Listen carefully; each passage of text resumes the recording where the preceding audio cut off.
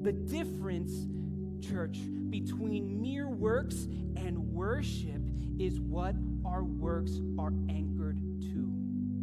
If it's anchored to the idea that if I do well, I'll earn God's love, I'll earn God's favor, I'll earn God's acceptance, that's not God worship, that's self-worship.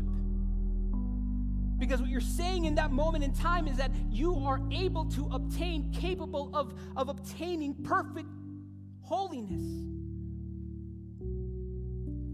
But if it's anchored to the things that we do, the lives that we live, anchored to and rooted in and built upon the grace of Jesus, that's worship.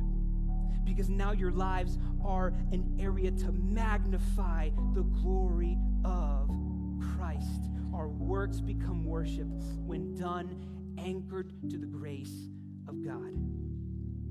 We don't worship because we don't worship to cause God to be gracious. We worship because God is gracious.